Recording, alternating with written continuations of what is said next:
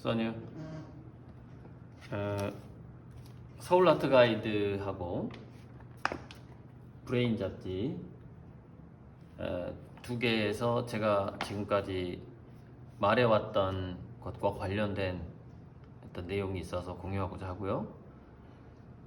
서울 아트 가이드는 제가 김달진 미술연구소에 전에 1년간 한 100만 원씩, 그래서 한 1200 정도, 약 1200 정도를 후원을 했어요. 그때 이제 이 잡지를 사실 뭐 평생 후원보다 훨씬 큰 금액이죠. 큰 금액인데 제 개인적으로 했고,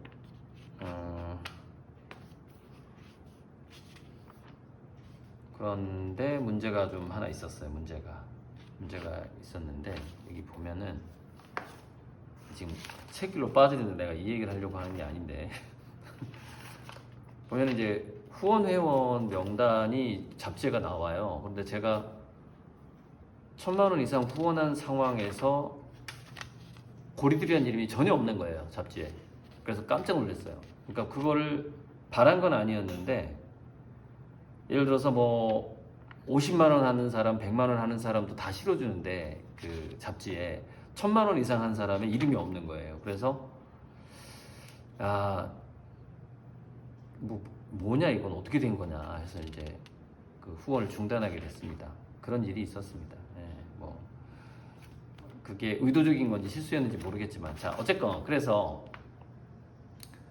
그 이후에 이제 쭉 서울 아트 가이드가 제 주소지로 온다 이거예요. 오는데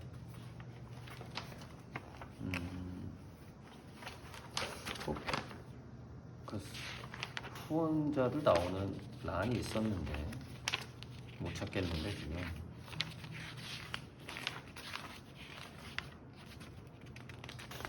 자 넘어가고요.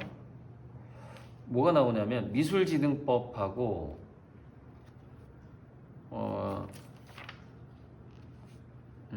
금융시장으로 미술이 들어가고 있는 게 나와요.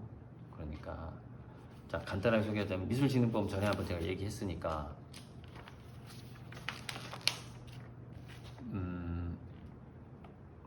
근데 미술진흥법에서 미술진흥법 소식이 나오는데, 여기서 중요한 부분이 이제 화랑업, 경매업, 자문업, 대여 판매업, 감정업, 전시업, 이런 것들이 이제 신고를 통해서 제도권으로 들어온다. 근데 이게 현재 보면은 화랑, 경매, 자문, 대여 판매, 감정, 미술품이 가격이 어느 정도 얼마인지 감정하는 거, 전시하는 거, 대여하는 거, 판매하는 거, 이 전부가 제가 이제 만들겠다고 하는 미술품 담보 은행 있잖아. 미술품 전문 은행. 그 은행의 목적은 뭐죠? 화본기통이잖아요. 그림본이 기축통화로 가고자 하는 하나의 과정에서 그 미술품 전문 은행을 제가 빨리 차리고 싶었으나 지금은 한 25년 정도에 약 2년 후에는 시작하지 않을까 싶은 생각이 들고, 그거를 하려면은 순수 자본금이 한 2~30억이 있어야 되거든요. 그 돈을 넣어야지, 그러니까 뭔가 그 돈을 자본으로 넣어야만이 이게 가능해요. 뭐가 가능하면은 토큰 증권 발행, STO 발행이 가능해요. 여기 보면 STO가 나와요. STO. 이제 보이진 않겠지만, STO. 그래서 이거는 STO는 비트코인 이런 거하고 달라요. 역사적으로 인정받은 그림 또는 인기 있는 화가의 그림, 현재 왕성하게 성장하고 있는 화가의 그림, 그 그림이 담보가 되는 거예요. 담보가 돼서 그 그림의 그 값어치만큼의 가상화폐가 만들어지는 거예요, STO는. 근데 그게 증권형 가상화폐인 거예요. 그러니까 그 화가나 그 미술품의 값어치에 따라서 그 토큰이나 그러니까 그 가상화폐나 그 주가가 달라지는 그런 화폐인 거죠. 네, 그런 거예요. 그래서 여기 이렇게 나오죠. 기존 미술품 유통 시장과는 다른 성격의 흐름이 될 것이다. 다른 성격의 흐름이 될 것이다. 그래서 어쨌든 이 전체 주제는 산업의 중심으로 향해 가는 미술 시장이죠. 산업의 중심으로 향해 가는 미술 시장. 그래서 이제 이게 그러니까 전에 제가 인공지능과 미래인문학 서문에 만물가치 인정평가 공유 교환 뭐 무슨 망이라고 제가 만물망이라고 그러니까 블록체인하고 인공지능이 완성이 됐을 때는 그 만물망이 생긴다 라고 했는데 이제 그거하고 이게 같은 흐름에 있는 겁니다. 지금 이 움직임이. 그래서 읽어보면 증권사는 그렇지.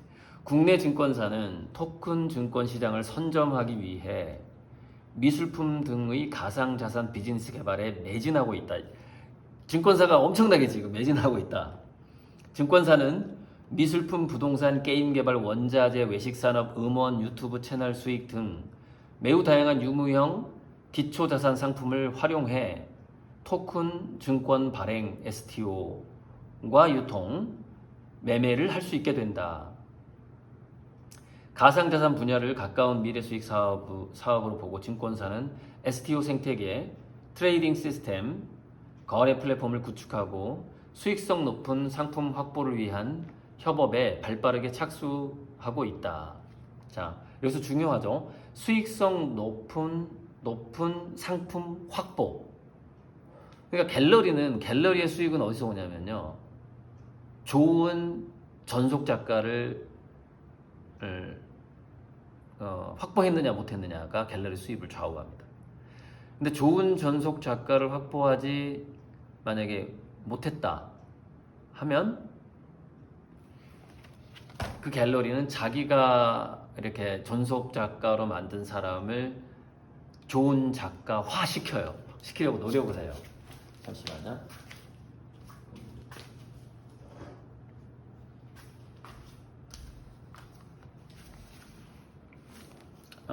그래서 최근에 이런 참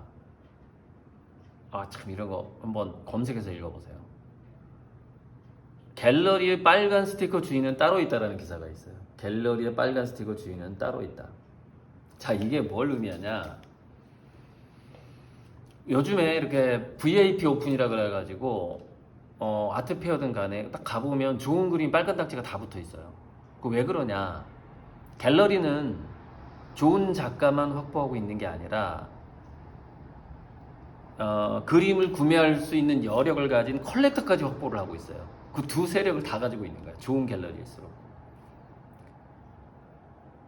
그런데 여기 어떤 내용이 나오냐면, 자, 이 기사 주제가 그거잖아요. 아무나 빨간 스티커를 붙일 수 없다잖아요. 돈이 있더라도 못 붙인다는 뜻이거든요. 왜 그러냐? 전시 오픈 전에 안내를 해서 자기 컬렉터들한테, 그러니까 VIP 오픈 전에 팔린다는 거예요. 거의 절반 이상은. 좋은 거는. 그러니까 가격이 오를 만한 거, 좋은 예술 작품은 VIP 오픈 전에 이미 팔려버려요. 이미 빨간 딱지가 붙어 있는 거예요. 그러니까 VIP가 와도 못 사는 거예요. 그럼 VIP가 또 붙여요, 빨간 딱지를. 그 다음에 아트페어 오픈하는 겁니다. 그 다음에 오픈런을 해봐야 정말 수익성이 높아 보이는 것들은 이미 빨간 딱지가 붙어 있는 거죠. 그러니까 지금은 막강한 갤러리가 미술품 시장의 전체를 완전히 장악하고 있는 겁니다. 그 기사예요, 지금 이 내용이. 사려고 해도, 돈 있는 사람이 사려고 해도 살 수 있는 기회가 없다라는 거예요. 지금 좋은 작품, 수익성 좋은 작품은. 지금 현재 그게 그 상황입니다, 현재 상황. 그래서 여기에 이제 재밌는 이야기가 나오는데, 미국에 이름 없는 갤러리가 있었고 별로 검증되지 않은, 이제 지금은 유명하지만 라우젠버그라는 작가를 전속 작가로 데리고 있는 한 갤러리가 있었어요. 이게 실제 사례예요. 이 사람이 아마 이 사람이 갤러리 사장인 것 같은데요. 제 생각에 이 기사에 이 기사 한번 달아드릴게요. 제가 그 댓글로 갤러리 사장인 것 같은데 제가 그랬잖아요. 자기가 데리고 있는 화가를 키우기 위해서 이 사람이 어떻게 했느냐? 어디다가 이제 그러니까 저는 이제 우리나라에서는 우리나라에서 알려진 즉 어떤 컬렉터가 그 사람의 작품을 샀다. 그러면 좀 그랬어? 라고 좀 알아줄 만한 사람이 가장 영향력이 강한 사람이 누구예요? 리움미술관 홍라이 관장이죠. 삼성. 그리고 제 그림은 홍라이 씨가 가지고 있죠. 제가 대상 받았던 그림. 카오스 혼돈으로부터 질서. 그러니까 가장 한국 시장에서는 그래도 좀 영향력 있는 분의 그 대회에서 제가 대상을 받았기 때문에. 자, 그런데 이제 이 에피소드가 하나 나오는데 별로 뜨지 않은, 그렇게 유명하지 않은 라우젠버그라는 사람을 전속 작가로 키우고 있었던 한 화廊에서, 갤러리에서 이 라우젠버그를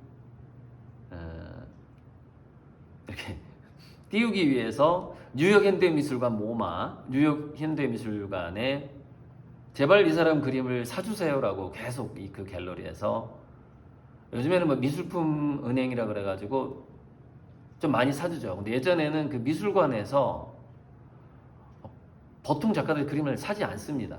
그래서 우리가 미술관급 작가라는 이름이 따로 있어요.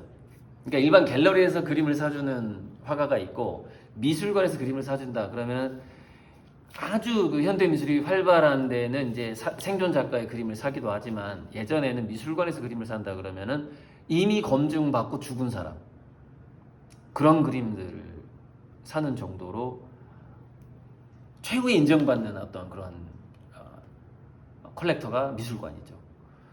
근데 모마, 뉴욕 현대미술관이 이제 대단한 건데, 그래서 라우젠버그의 그림을 그 갤러리가 이 갤러리 사장 이름이 카스텔리네요. 카스텔리가 그냥 기증을 했다는 거예요. 기증하고 뭐라 그래요? 기증하고 이쪽에서는 내가 모마의 이 라우젠버그 그림을 팔았다라고 이제 매수 1달러에 팔았을 수도 있죠. 1달러에.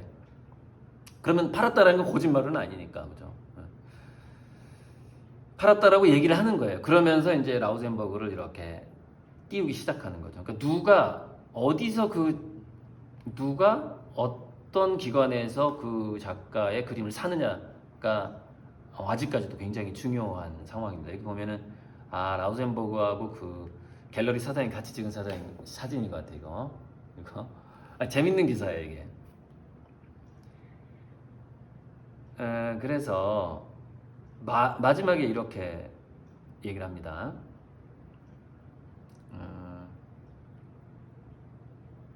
자신의 자금력으로 작품의 가치를 뻥튀기 한 것 아니냐는 비판이 가해졌다. 그때 이제 NFT가 한 785억에 팔렸을 때 얘기예요. 비플.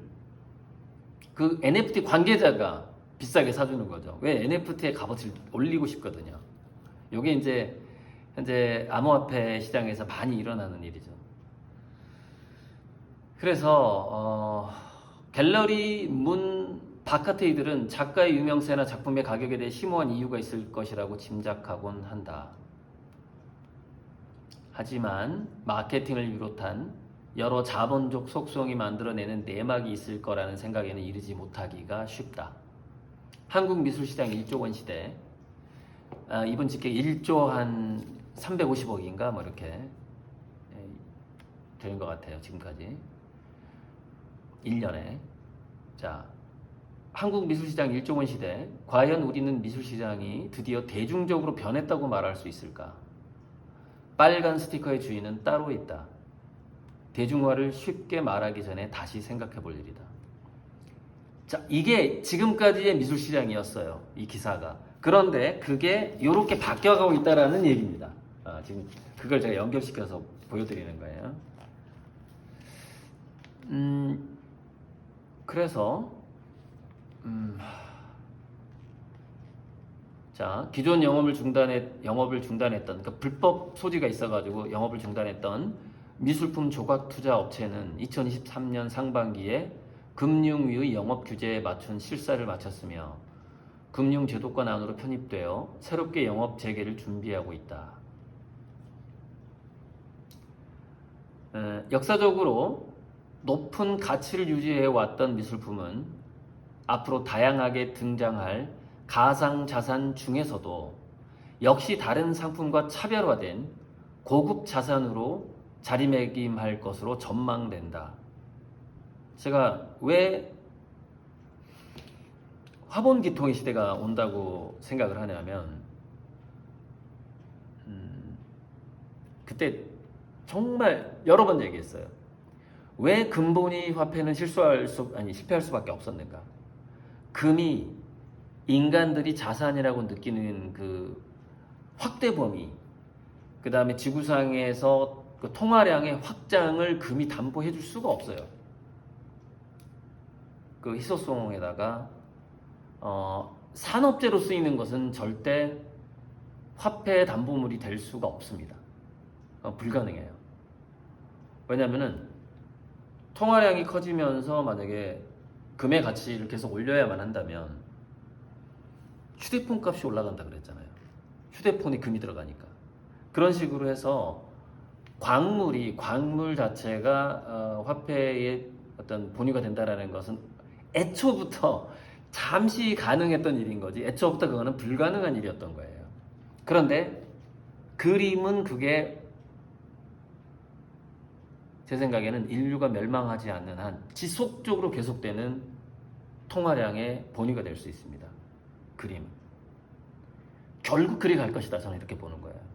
자, 화본기퉁이 그림 본위 기축통화가 몇 퍼센트일 것인가? 자, 지금은 달러 같은 것은 미국의 어떤 국가의 신용도가 그걸 담보를 해주는 건데, 국가의 신용도가 담보해주는 화폐 시대가 언제까지 갈 것 같아요? 국가의 미래가 어떻게 될 것 같습니까? 국가의 미래가 별로 밝지 못합니다. 국가의 미래가. 미래사회는요 이렇게 돼요. 좀 이렇게 비유적으로 말하자면 영혼의 제국 같은 거, 영혼의 제국.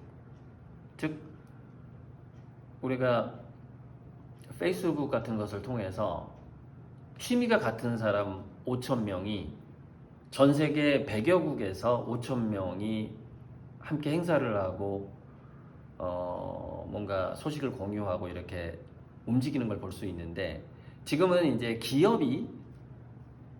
다국적 기업이 그런 국가보다 훨씬 더 큰, 그러니까 우리나라보다 더 큰 다국적 기업이 지금 제가 전에는 한 15개였는데 갈수록 늘어나는 것 같아요. 그러니까 국가 GDP보다 한 기업의 1년의 그 매출액이 더 큰 기업을 말하는 거예요. 지금 한 15개에서 20개 되는 것 같습니다. 한국보다 더 큰 기업이. 그러니까 국가보다 더 큰 기업들이 지금 많이 있죠. 자, 미래사회는 다국적 기업이 아니라 뭔가 문화단체 같은 거예요. 영혼의 색깔이 맞는 그런 어떤 동호회가 굉장히 커지는, 그 중에서 하나가 예를 들면 뭐 그린피스 같은 거라고 볼 수도 있는데, 그런 것들이 더 많아지게 되는 거죠. 근데 그런 것들이 더 많아지는 과정에서 지금도 그림 애호가들이 우리 MZ세대 엄청나게 늘어나고 있는데 미술품 애호가들이 많아져 버리는 거예요. 특히. 그래서 전 세계 미술품 애호가들이 많아지는데 대부분 또 부자야. 대부분 직장이 좋아. 또 그림을 살 여력이 있으니까 그 사람들이 하나의 마치 그린피스처럼 뭉치게 된다 이거예요. 저는 거기서 제가 주장하고 있는 선본홍제랑 연결이 된다고 생각을 하거든요. 그림본위 화폐 이거 가지고 선본홍제 할 수 있겠구나. 그러니까 지금 이렇게 생각해보면 좋을 것 같아요. 그린피스는 선본홍제에서 홍지의 개념이잖아요. 환경운동, 홍익재물. 근데 자본이 선본화되는 거는 지금은 이렇게 뭔가 예로 들만한 게 참 많지는 않은데 예로 들만한 거는 어쩌면은 고리들의 아니고밖에 없을 수도 그거밖에 없지 않은가라는 생각도 들어요. 자본이 손본으로 바뀌는 거. 그러니까 지금 전 세계 작가 중에서 내가 100개월 동안 그림값을 선불로 줄 테니까 100개월 후에 그림을 나에게 줘. 너가 8년 4개월 동안 그림을 그릴 수 있게 내 매달 먼저 그림값을 줄게. 그런 계약이 내가 몇 명 정도 계약이 됐을까요? 아무튼 한 800명? 그래서 주식 소액 투자까지 다 합치니까 1,500건이 되더라고. 1,500건인데 그게 많이 겹쳐요. 그러다 보니까 저는 아미고님을 1,000명이라고 하거든요. 고리들의 팬이 1,000명이다 이렇게 보통 얘기하는데 이제 좀 과장하고 싶을 때는 1,500명이다라고 얘기하기도 해요. 사실은 1,500건인데 근데 겹치는 것까지를 빼면은 이제 1,000명이라고 생각을 해요. 그 1,000명이 선물처럼 마치 먼저 돈을 주잖아요. 선본이잖아요, 선본. 그럼 난 다시 그걸 제가 가치를 만들어서 이제 미술품 애호가들이 늘어나고 있는 이 시대에도 어떤 저를 뭐랄까 제가 성장하도록 돕겠지만 제가 더 중요한 게 있다 그랬잖아요. 근데 그걸 지금 얘기할 때가 됐어요. 이거 잠깐 넘어가고 더 중요한 게 있다 그랬잖아요. 전부터. 자, 브레인 잡지. 브레인 잡지는 자, 이 김달진 서울아트 가이드는 제가 약 1,200을 후원했다 그랬죠. 그래서 제가 받아보게 된 거고 일부러 구독한 건 아닙니다. 이거 후원하다 보니까 그냥 보내주겠다고 해서. 자, 브레인은 어떻게 된 거냐면 브레인 잡지에서 저한테 연락이 왔어요. 한 몇 년 전에 칼럼을 좀 무료로 써달라는 거예요. 그래서 칼럼을 10편을 브레인 잡지에 써줬어요. 무료로. 대신 잡지를 보내주겠다. 그래서 제가 그 10편의 칼럼을 쓰고 계속 받아보고 무료로 받아보고 있는 잡지입니다. 브레인이. 군데군데 괜찮은 게 나오는데 제가 이제 박문호 박사 따라다니면서 뇌과학 공부할 때 박문호 박사가 막 건국대학교에서 뇌과학 세미나 하면 박문호 박사는 이제 좀 깊이 들어가요, 뇌과학을. 저는 이제 최근에 박문호 박사 여기 보니까 이렇게 중요한 메시지를 하나 냈던데 브레인 잡지 100호 기념해가지고 사람들이 축사를 했어요. 근데 박문호 박사 굉장히 중요한 얘기를 했습니다. 여기 나와요. 박자세라고 박문호의 자연과학 세상이죠. 자, 자동차와 우리 인간의 두뇌의 차이, 굉장히 중요한 차이가 있다. 자, 우리의 뇌는 자동차 운전자이지인가 동시에 수리공이다 이런 말을 해요. 그러니까 두뇌는 우리 몸이나 우리 두뇌를 스스로 고칠 수가 있는 거예요. 스스로 의사가 될 수 있는 거예요. 그 차이가 있다. 그러니까 기계하고 두뇌의 다른 점이 그거다. 근데 자동차 비유를 참 잘하셨는데 제가 이제 박문호 박사한테 한참 세미나 쫓아다니면서 배울 때 약간 이런 느낌을 받은 거예요. 내가 자동차 수리공으로 취업할 것도 아닌데 그러니까 두뇌에 대해서 자동차 세부 부품에 대해서 너무 많이 얘기하는 거 아니야? 약간 이런 느낌이 들었어요. 그래서 나는 책을 쓸 때 마치 운전면허 교습서처럼 책을 써야 되겠다. 난 그런 뇌과학 책을 쓸 것이다. 그렇게 마음먹은 거예요. 박문호 박사한테 뇌과학을 배우면서. 그래서 난 세부적인 상황보다는 비유법을 많이 들어야 되겠다. 그래서 어떻게 하면은 사람의 호르몬이 어떻게 바뀌고 어떤 생각을 하고 뭐 꿈을 쫓고 밥 먹는 거 어떻게 이렇게 배고프면 또 어떤 효과를 갖고 있고 뭐 이런 거 스트레스가 어떻고 이런 거를 그래서 빗길 운전은 이렇게 해야 되고요. 뭐 야간 운전은 이렇게 해야 되고 블랙아이스가 나타났을 때는 뭐 이렇게 산등성이 돌아가다 보면 블랙아이스가 있을 확률이 많아요. 저는 이렇게 쓰고 싶은 거예요, 책을. 그 박문호 박사는 부품이 어떻고요, 뭐 이렇게 뭐 세류 못하고 어쩌고요. 뭐 전선 이렇게 연결되고 이렇게 강의를 하니까 아우 너무 답답한 거야. 그러니까 저는 활용적인 책을 써야 되겠다 그렇게 생각하고 두뇌 사용 설명서라는 책을 쓴 거예요. 거기다가 뭐 이렇게 그런 자동차 구조에 관한 것, 소프트웨어에 관한 것 저도 쓸 수 있죠. 근데 이건 별로 도움이 안 되고 운전면허증을 따기 위한 공부 같은 것이 도움이 된다. 그러니까 운전면허증이라는 건 뭐냐면은 두뇌 운영 뭐 자격증 뭐 그런 것 같은 거죠. 그래서 스트레스를 최소화하면서 또 스트레스를 역이용하면서 잘 활용하면서 어떻게 면역력을 유지하면서 100세 이상 아프지 않고 잘 살면서도 자아 실현을 해낼 것인가 거기에 초점을 맞춘 책을 쓰고 싶었던 거예요. 자, 그때 제가 박문호 박사 쫓아다니면서 공부할 때 조장희 박사가 2번인가 왔어요. 강의하러. 예, 가천의과학대에서 그러니까 전 세계에서 가장 정밀하게 두뇌의 그 파이버, 그러니까 신경망을 촬영할 수 있는 기술을 가져가지고 그걸 개발해가지고 뭐 노벨상까지 거론된 그 정도의 분이 요즘에 양자 컴퓨터 연구하고 있다는 거예요. 뇌과학 이제 안 하고. 그래서 약간 충격받았어요. 이거 읽어보고. 계속 나는 뇌과학회가고 그 사람이 해가지고 그분이 그 뇌과학계에서 계속 노벨상을 향해서 갈 줄 알았는데 역시 이제 약간 좀 시설의 한계, 자본의 한계가 있겠죠. 그런데 역시 양자 컴퓨터도 한계는 있겠죠. 근데 양자 컴퓨터를 만드는 방법이, 그 기능에 이르는 방법이 굉장히 산을 오르는 것처럼 여러 가지 방법이 있다고 합니다. 그래서 그 중에 하나의 등산로를 개척할 수 있다고 해요. 그러니까 우리나라도 양자 컴퓨터를 연구할 수 있다. 저도 그렇게 봅니다. 구글과 다른 방식일 수 있어요.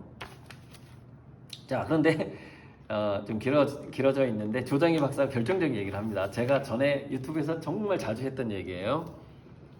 E는 mc제곱 아인슈타인 상대성 이론과 함께 피카소의 입체파 그림이 6개월 차이로 지구상에 등장을 합니다.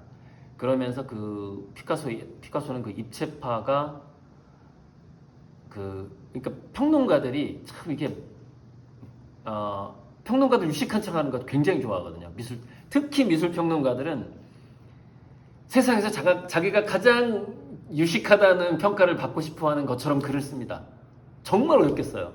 법조문은 저리 가랍니다. 법조문은. 그러니까 법조문도 약간 그 판검사들이 한자를, 그것도 뭐 일제시대 때부터 있었던 그 한자어를 어마어마하게 써가지고 일반인들이 도대체 무슨 말인지 이렇게 못 알아들을 정도인데 요즘 그거 바꾸기 운동하고 있다고 하더라고요. 마치 그런 것처럼 미술에 대한 평론을 너무 어렵게 쓰기로 아주 유명하죠. 그 미술 평론가들이. 그래서 미술 평론가들이 지구상에 있는 거의 모든 지식을 갖다가 붙여가지고 미술 평론을 합니다. 그러다 보니까 피카소의 그림을 평론을 할 때 아인슈타인의 상대성 이론을 꼭 갖다가 붙이는 거예요. 그래가지고 아인슈타인이 또 이제 유명해지면서 그 원자폭탄 나오고 하면서 유명해지면서 피카소도 같이 유명해졌어요. 그 이론이 같은 거니까. 그런 게 있었어요. 그래서 이제 그 조장희 박사가 여기서 이렇게 얘기합니다. 자, 내가 동그라미 쳐놨어요. 이렇게. 한번 읽어드릴게요. 최근에 질문이 이겁니다. 최근에 양자 컴퓨터 연구에 주력하신다고 들었습니다. 조장희 박사의 대답입니다. 20세기 과학의 핵심이 핵물리학이었다면 21세기는 양자 컴퓨터 시대가 열어갈 것이라고 봅니다. MRI를 활용한 새로운 접근이 이루어지고 있는데 2년 정도 연구한 것을 보니 아주 복잡합니다. 다양한 분야 연구자들이 힘을 합쳐야 해요. 잠깐만요. 지금 조금 헷갈리는 게 양자 컴퓨터를 이용해서 뇌를 더 연구한다라는 느낌도 있네요. 근데 어쨌건 양자 컴퓨터를 지금 열심히 하고 있다는 거예요. 근데 첫 문장 20세기 과학의 핵심이 핵물리학이었다면 E는 mc제곱. 여기서 이제 상대성 이론은 아닌데 여기서 아인슈타인이 살짝 나오잖아요. E는 mc제곱. 21세기는 양자 컴퓨터 시대가 열어갈 것이라고 봅니다. 이미 21세기는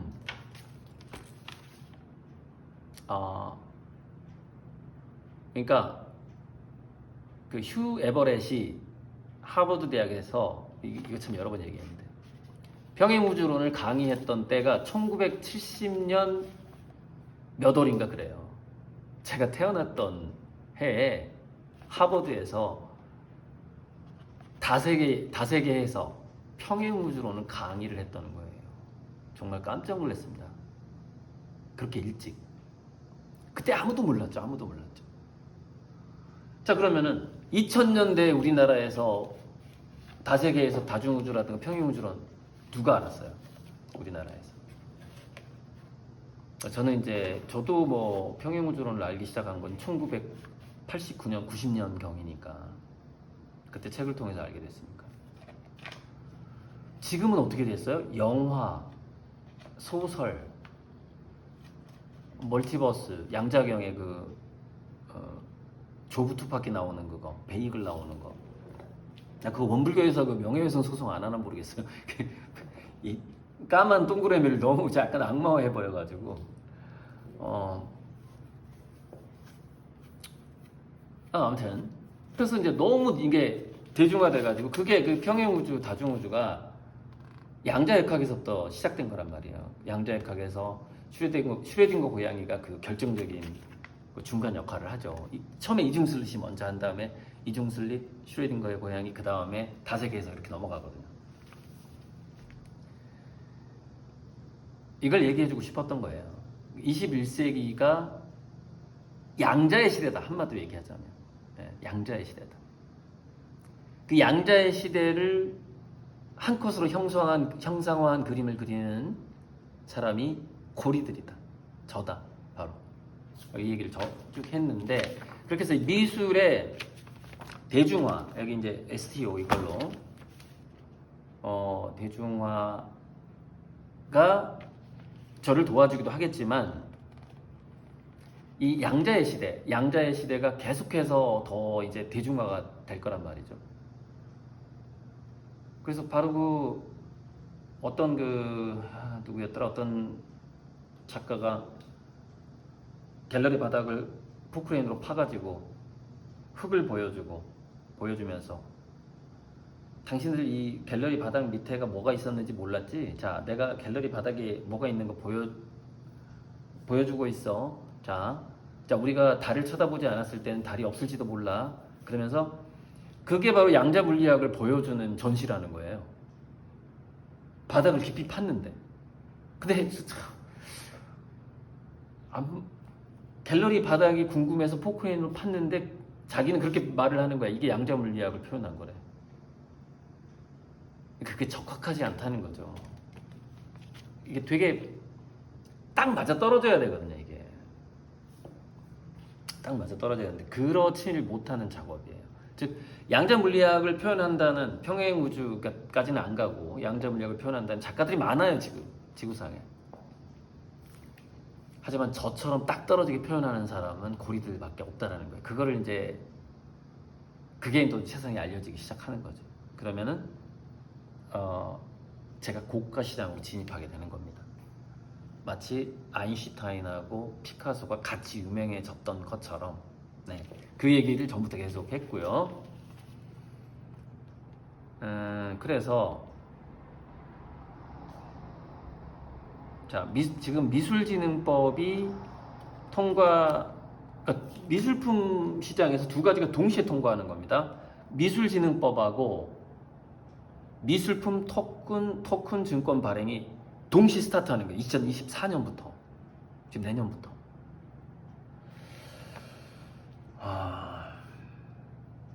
그래서 저는 이제 이게 제가 전부터 24년, 25년에는 제가 좀 많이 달라질 거다, 이런 더 확 고리들이 더 유명해지거나 더 발전할 것이다 말이 왔었는데, 제도적으로 이게 두 가지가 지금 같이 가고 있다라는 것, 이거를 꼭 보여드리고 싶었어요. 그러니까 이제 이거죠.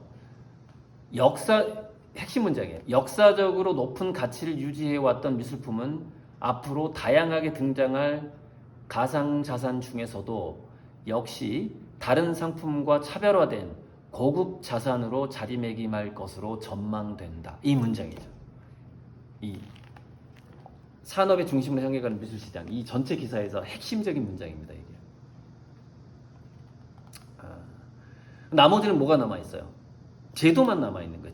제도 개선이나 정비 이런 것만 남아있는 거예요. 규제를 투명한 관리, 적절한 규제 뭐 이런 거. 그리고 소비자 미술품 얼마 전에도 사기 하나 있었더라고. 사기 몇백억. 미술품 토큰을 아직 제도화도 되지 않았는데 들어가지 마세요. 사기입니다. 2024년이 돼야지 사기가 아닐 확률이 높아요. 사기 또한 뉴스에 나오더라고. 미술품으로 토큰 만들어가지고 가상 뭐 만들어가지고 사기를 쳤는데 아직 제도화 안 됐습니다. 아직 시작 안 했어요. 2024년부터예요.